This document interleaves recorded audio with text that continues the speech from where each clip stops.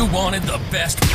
You've got the best podcast, the hottest podcast in the world. The Chris Voss Show, the preeminent podcast with guests so smart you may experience serious brain bleed. The CEOs, authors, thought leaders, visionaries, and motivators. Get ready. Strap yourself in. Keep your hands, arms, and legs inside the vehicle at all times, because you're about to go on a monster education roller coaster with your brain. Now, here's your host, Chris Voss. Hi, folks. Chris Voss here from the ChrisVossShow.com, the ChrisVossShow.com. Welcome to the big show, my family and friends. As always, the Chris Voss Show is the family that loves you, but doesn't judge you, at least not as harshly as your mother-in-law. So we always are there for you, even though your family may be like, we're not going to be seen with that person. You know what that's like. My family's the same way. Would you want to be seen with me? Probably not either. Anyway, guys, we have an amazing mind on the show and some great data and information we're going to be sharing with you today. In the meantime, be sure to refer the show to your family, friends, and relatives. Go to goodreads.com/Chris Voss, LinkedIn.com/Chris Voss, YouTube.com/Chris Voss, and Chris Voss 1 on the TikTok channels over there where all the kids are playing. Today, we have an amazing gentleman on the show. Mike Begg joins us on the show. He is an entrepreneur and expert in e-commerce and digital marketing. He co-founded AMZ Advisors with his two partners in 2015 and has generated over $500 million in sales for its clients. Mike and the AMZ team also operate AMZ courses, educating Amazon sellers on how to maximize sales on the platform, and Go Advance, which helps brands expand into Latin America. He loves sharing advice and help on anything related to Amazon and building efficient businesses. Welcome to the show, Mike. How are you? I'm doing very well, Chris. Thank you for having me here, and thank you for that great introduction. There you go, and thank you for coming. It was just your bio, so it was pretty awesome that way. Give us the .coms, wherever people can find you on the interwebs there. Yeah, the websites are amzadvisors.com and goadvance.com. amzcourses.com is also there, but you can also find the courses through AMZ Advisors, so multiple options. There you go. So tell us a little bit about 30,000 overview of what AMZ Advisors does. Yeah, so from the extremely high level, what we do is we partner with some of the biggest brands in the world and help them sell more online, specifically on the Amazon platform in the US. But we'll also help these brands get into other markets if they're interested in it. For example, we take a lot of US brands into Europe, a lot of European brands into the US, and other marketplaces as well. Mm-hmm. And then we have another company specialized for Latin America, because Latin America is a whole different beast. There you go. Latin America's got to be pretty growing, opening, things like that. Yeah, I mean, the market,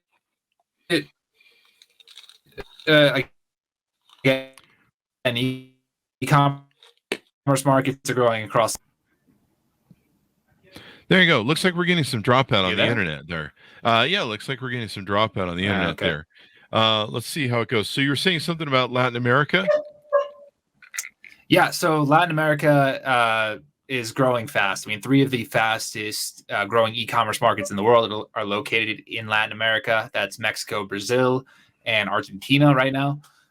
So the opportunity is huge. When we look at the actual size of the market, it's about $350 billion per year in sales happen in Latin America, which is in e-commerce sales, happen in Latin America, which is a really significant number, especially when you start comparing it to some of the other countries and marketplaces worldwide. So it's awesome, but there are a lot of challenges for foreign brands because in most instances, it's very protectionist. You need a local business, you need local business partners, and a whole bunch of other hurdles that you need to jump over.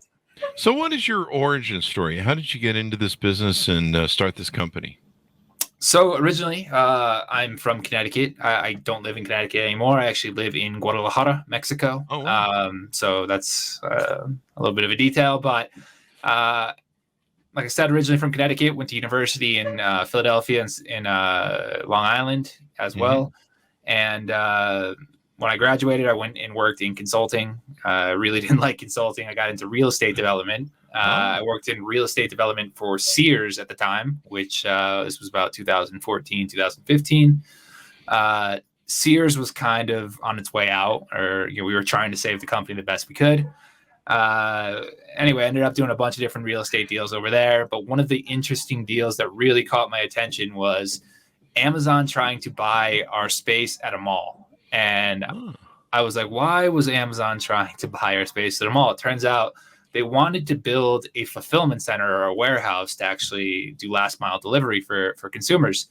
Oh, wow. And that's really where I started getting my attention on Amazon and e-commerce. And then from there, started launching my own brands, had some success there, realized a lot of other big brands didn't know what they were doing, and kind of just evolved into a marketing agency. And then all the other opportunities have come out of that.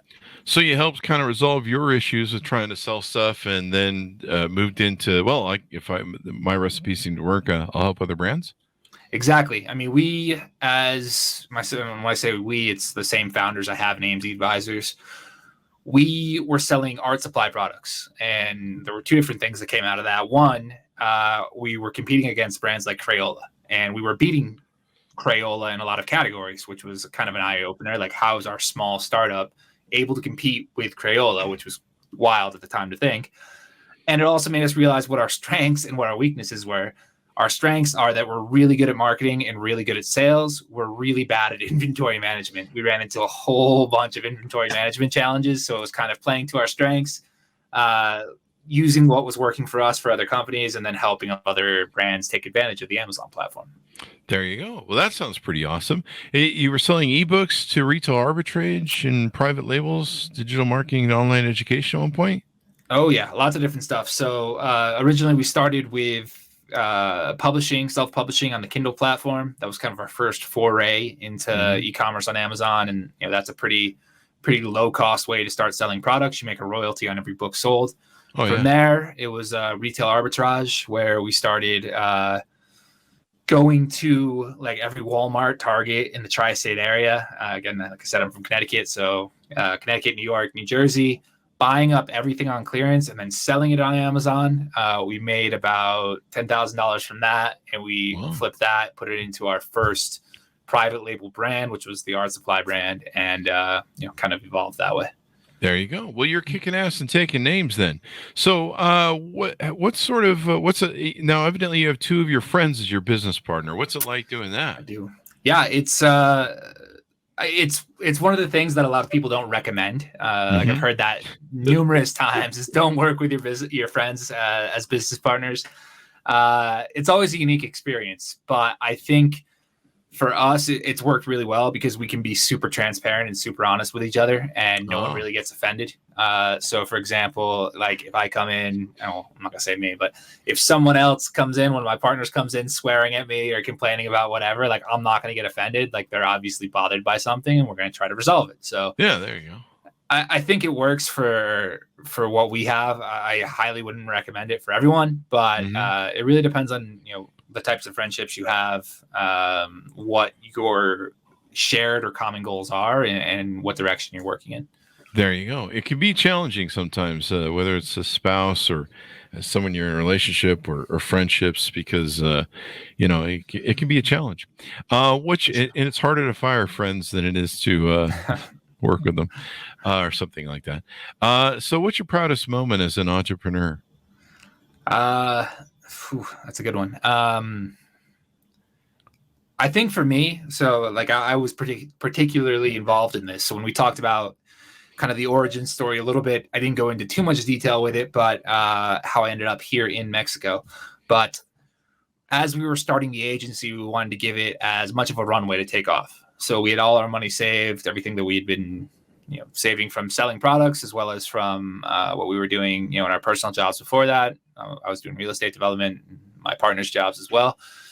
And we were like, how can we make this money last as long as possible? So we realized that we could move to Mexico. And obviously the money would go a lot longer there.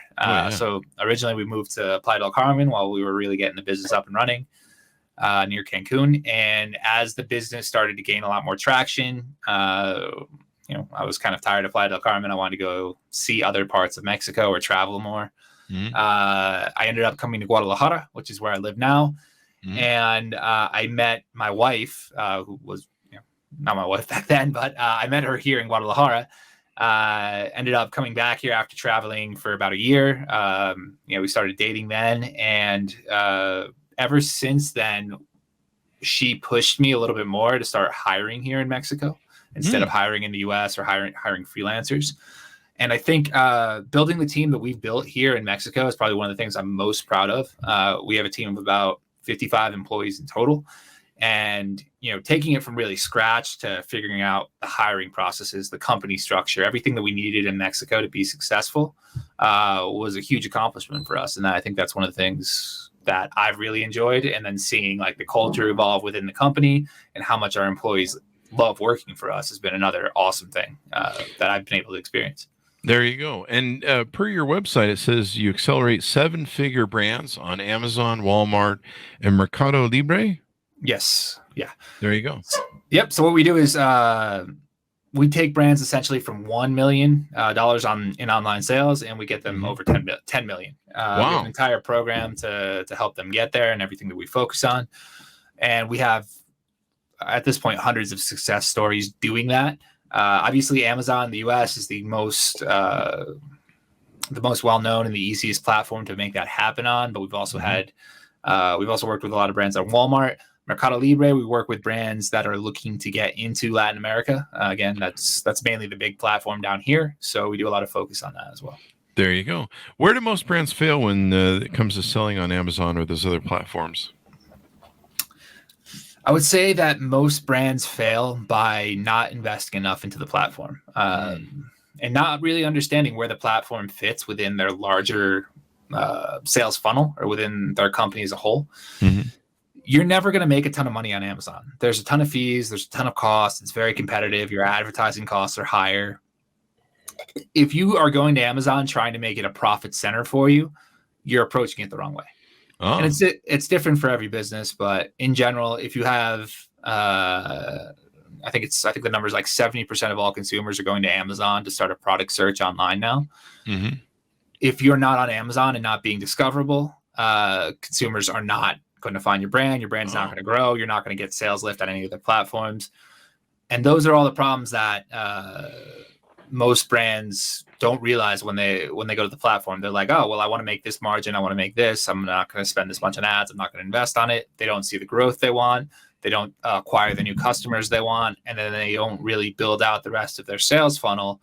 With Amazon is the main piece for consumers to find their brand and then get everyone in and push them into whatever other platforms they can. There you go. So how important is it to use Amazon FBA, which we'll need to identify what that is. I think I know what it is when selling on Amazon as opposed to shipping yourself, I think. Yeah. So there's two different models to fulfill customer orders. One is to have your own warehouse and send orders from there, or you use a 3PL and send orders from there, a third-party logistics company.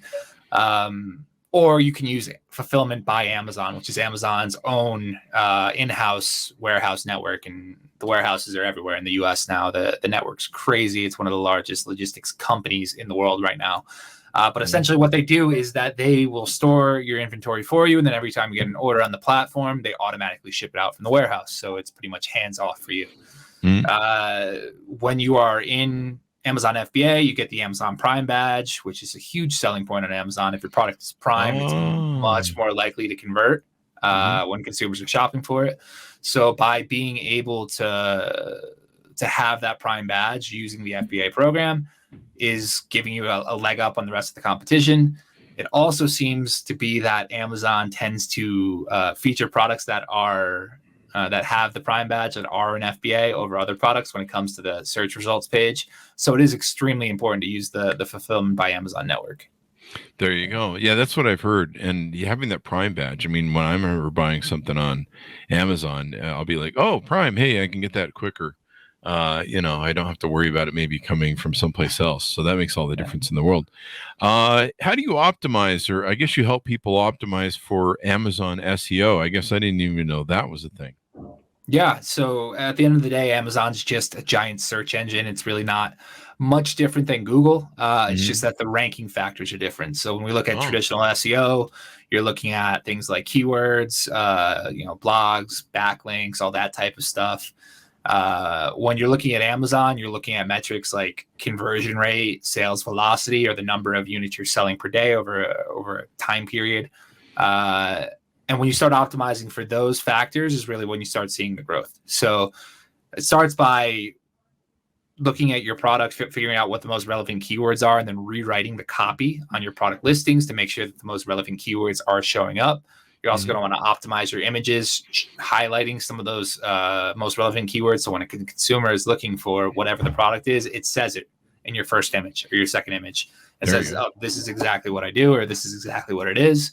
That's going to lead to a higher conversion rate. A higher conversion rate is going to lead to more visibility on the platform. It's going to lead to higher sales velocity, and it just creates a positive feedback loop. So from that point, you start moving further and further up the rankings on Amazon. There you go. That makes sense. I mean, it's a highly competitive environment. I mean, anytime I go on there, there's lots of things going, hey, you want to buy this? And it kind of knows what you're searching for. And sometimes the things it advises are better than the product you're looking at too, or seem better. I don't know. It's a crapshoot. What about reviews and stuff? Those seem to be fairly important in people's buying decisions. I know mine are when I look at stuff. Yeah, I mean, that's the truth for anything when you're buying online. I mean, if you don't have good social proof, like why is someone going to have the trust of your brand? So Amazon's recently made some changes to the way that they actually show reviews on the platform. But in general, having the social proof is a huge factor in actually getting people to purchase the product. Typically, if you're under 4 stars on Amazon, you're going to have a harder time converting people. And you really need to look at what the causes of those reviews are to try to address the problems. Sometimes it could be a problem with your product. Sometimes it could be with the manufacturing, the packaging. It could be with the way Amazon's storing it. It could be arriving damaged. There could be a whole range of reasons that you really need to dive into these reviews. And that's also the really critical feedback that's going to help you improve as a company. So it has 2 benefits in that it helps you sell more, but it also gives you, I don't want to say real time, but it gives you feedback from consumers at a fairly quick turnaround on how you can improve. And I think those are the 2 key aspects. The way Amazon's doing it now instead of before was like before you would see products that have like 10,000 or 20,000 reviews or whatever. And now they're saying that, for example, if I have a 4.7 average, it's going to say 4.7 and it's going to say, 70% of reviews ranked as 4.7. So you won't see the whole number, the total number now. You'll see like how many of the total numbers come out to this average. I've been seeing that because I was like, why did they change it? And, sometimes I have found that even though if it shows they have a lot of reviews, you've got to look at the stack of the reviews. Yeah. And sometimes you got to look at the ones and then you kind of find out some stuff there. And hopefully they're getting rid of, it seems like they had a lot of bots or cheaters somehow that were making fake reviews. Because I've seen a lot of it and I'm like, that product sucks. You guys have 3 different programs that you guys utilize. I see on your website, new to Amazon, Accelerator program, and global expansion. Tell us how those work. Yeah, so each program is serving different purposes. The main program is the Accelerator, and that's the one I mentioned a little earlier, where we take brands from doing 1 million a year on Amazon to doing 10 million plus. With that program, we're doing all the content, all the creation, all the SEO, all the strategy behind your marketing positioning and your merchandising on the platform, and the actual advertising management and building out your sales funnel on Amazon. The new to Amazon is for brands that are already doing sales online. They're usually doing about 1 million, maybe on other platforms, maybe through their own D2C website, but they have some type of brand recognition and they're looking to really get onto the Amazon platform the correct way. And we will essentially do all their setup, help them start scaling from 0. And then we, depending on the progress, we move them into the Accelerator program to help them keep growing on the platform. And finally, as I mentioned, like global expansion is another big aspect, especially this year. There's been a lot more interest in brands getting into the other markets. And we essentially will help them figure out all their logistics, all their compliance, all the fiscal aspects that they need. And we have all the partners to help with all of this. To make sure that their transition into the new marketplace goes smoothly, and then we'll help them manage the advertising and the marketing from there. There you go. I guess that I see that in the resources with your partners and different people that can help people do all the different aspects they need to do business on Amazon on top of what you guys do for them. Yeah. I mean, we have over 40 partners that help us with all different aspects of what we're doing, but specifically on the global expansion piece, there's a lot of collaboration that needs to happen between different types of service providers. it's like anything. If you're starting a new business, it's essentially starting a new business. You need to make sure you have your tax IDs. You need to make sure you have the entity. You need to make sure that you have all the compliance you need for your products. It's a whole range of things. And that's really where we help a lot of brands navigate. Like, I'm from the US. How do I do this in the UK? Or how do I do this in France? And that's really where we get them to. There we go. That's awesome, man. What are some things we haven't talked about your company and how you guys do it and work with clients? Any success stories you can talk about? Oh yeah, I mean, we've had tons of success stories. Some of the more recent ones that we can think of. There was actually a brand that we took from about 0 to about, I think they were about 1.2 million. And then they were able to get onto Shark Tank from there. They actually turned down an investment. Yeah. They turned down an investment from Mark Cuban. Who hasn't, right? Yeah, exactly. And now they're on $11 million a year run rate. So we took them from 0 to 11 million. There's other brands we've taken from, 30,000 a month to doing, $150,000, $160,000 a month in the course of a year. So these are the types of results that we can see, especially when our clients really engage with us and really listen to our recommendations. For example, we recently made a change with the $11 million run rate company, where we started implementing a new type of marketing. And overnight, they went from doing about $15,000 a day in sales to doing $45,000 a day in sales. Wow. That's pretty huge, man. Threefold increase. Yeah. I mean, that's really what we enjoy doing. Like we love working with brands, finding what they want to achieve, understanding their goals, and then figuring out the best ways to help them reach those. That's really what we're all about as a company. And it's all about dialing in the search results and getting in front of that consumer when they're ready to buy, right? When they've got to spend their money. Yeah, I mean, that's a huge part of it. If you can't be found, if your products don't look good, people aren't going to pay attention to you. And then it's a matter of building out the advertising funnel in the correct way, and then leveraging outside traffic sources like social media, like email, whatever it may be, to have more and more people come to your product listings and actually buy the product.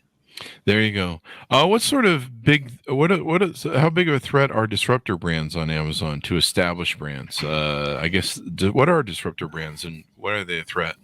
Yeah, so I mentioned my art supply brand from back in the day. That was essentially a disruptor brand. I was coming in stealing market share from Crayola. That is not, it's not as easy anymore. It's still doable. At the end of the day, when you go to Amazon, most of the time you're not looking for a specific brand. You might be looking for a water bottle, or you might be looking for a phone case, or a microphone. And whatever's showing up at the top of search results is more than likely what you're going to buy. I think the number is like the first 3 products is like 70% of all purchases in any search results page. So the opportunity for a brand that understands advertising and understands marketing the correct way and how to get their products positioned in those top spots allows them to steal more and more market share. So there's a lot of native Amazon brands that have been able to continually steal share from other brands. There's a really good example out there of a company called Liquid Death, and they do mineral water. And they essentially came out of nowhere. They entirely rely on Amazon. The brand was completely built on the Amazon platform. Even on their D2C website, they push people to Amazon to purchase the product. And all of this feeds back into that positive feedback loop that I talked about before, about getting more traffic, more conversions, more sales velocity, and then continuing to move higher and higher up the ranks. And that's allowing them to take market share from companies like Nestle Dannon, Topo Chico, other mineral water brands. Wow. That is crazy, man. I was wondering how that company got built, and just amazing. So final thoughts as we go out, and final pitch to people out there listening to do business with you guys. Yeah. So look, the main thing we're looking for is brands that are interested in really succeeding on the Amazon platform and succeeding in e-commerce in general. If you're a brand that's doing $1 million a year and you want to continue to grow your company, it's the perfect time to talk to us. I mean, we're coming into Q4 now. We still have a little bit of time to help you get set up ahead of time. But if growth is on the roadmap for you in 2024, it's a great opportunity to reach out to us. If you're also interested in expanding to Latin America and reaching a whole new consumer base, we can also help a lot with that. So I'm excited to talk with anyone that's interested in either of those services. You can reach me on my email, mike@amzadvisors.com, or you can also reach us directly through the website, amzadvisors.com. There you go. Well, Mike, it's been very insightful and eye-opening, and we learned a lot about what you guys do in Amazon. Thank you very much for coming on. Thank you very much for having me, Chris. And, I hope I was able to provide some great insights to your listeners. There you go. People will be inspired to start their own companies, and if not, call yours and have you guys do all the hard work for them. There you go. Thanks, guys, for tuning in. Go to goodreads.com/Chris Voss, youtube.com/Chris Voss, linkedin.com/Chris Voss, and Chris Voss 1 on the TikTok. Thanks for tuning in. Be good to each other. Stay safe. And we'll see you guys next time. And that should have us.